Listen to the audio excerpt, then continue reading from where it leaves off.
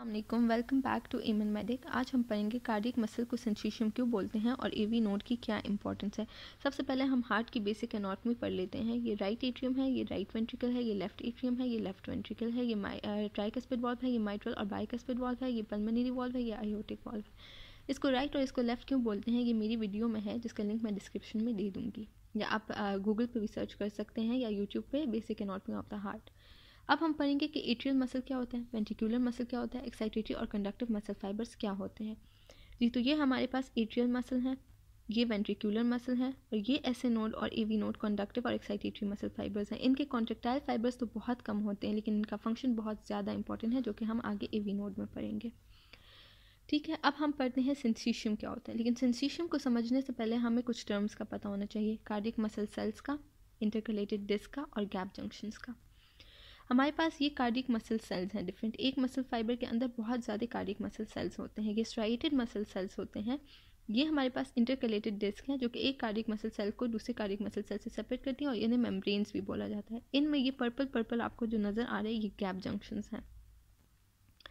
हर जो intercalated disc होती है उसके दरमियान में गैप जंक्शंस होते हैं। इन गैप जंक्शंस का क्या काम है कि एक कार्डियक मसल सेल में जब एक्शन पोटेंशियल जनरेट हो रहा है, यानी ऐसे नोड में जब एक्शन पोटेंशियल जनरेट हो रहा है, तो वो कार्डियक मसल सेल को एक्साइट करके इंटरकलेटेड डिस्क में गैप जंक्शन के थ्रू करंट जाएगा, दूसरे कार्डियक मसल सेल को एक्साइट करेगा, गैप जंक्शन के थ्रू करंट जाएगा, तीसरे कार्डियक मसल सेल को एक्साइट करेगा। क्या होगा, ऐसे नोड में हमारे पास करंट जनरेट हो गया। ठीक है, हमने पढ़ लिया कि उधर करंट जनरेट हो गया। अब ये कार्डियक मसल सेल पूरा एक्साइट हो गया, अब नेक्स्ट को भी तो एक्साइट होना है ना, तो क्या होगा, ये मेम्ब्रेन में जो गैप जंक्शन है इनके थ्रू आयंस जाएंगे और वो आगे इसे एक्साइट करेंगे।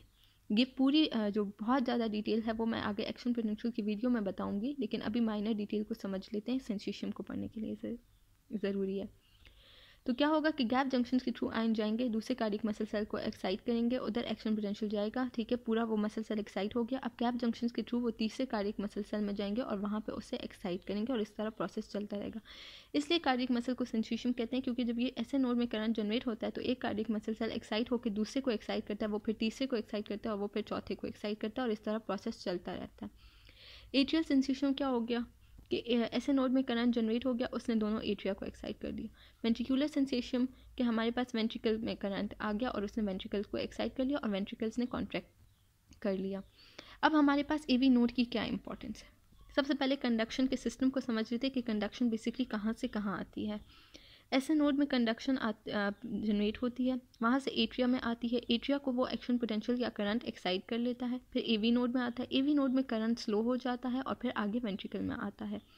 अब एवी नोड में करंट क्यों स्लो होता है और इसकी इंपॉर्टेंस क्या है। एवी नोड में करंट इसलिए स्लो होता है और इसकी इंपॉर्टेंस ये है कि जब हमारे पास एट्रिया एक्साइट हो गए, अब करंट एवी नोड में आ गया, अब डायरेक्टली अगर करंट एट्रिया से वेंट्रिकल में जाता तो वेंट्रिकल में ब्लड फिल होने में इतना टाइम, काफ़ी टाइम लगता है।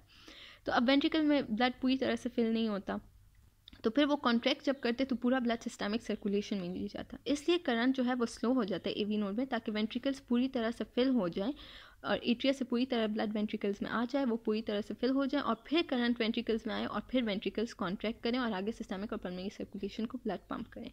ये थी आज की वीडियो। आई होप आपको सारी अच्छे से समझ आई हो। Please make sure to like, comment, subscribe to Eman medic and I will see you all in my next video. Allah हाफिज़।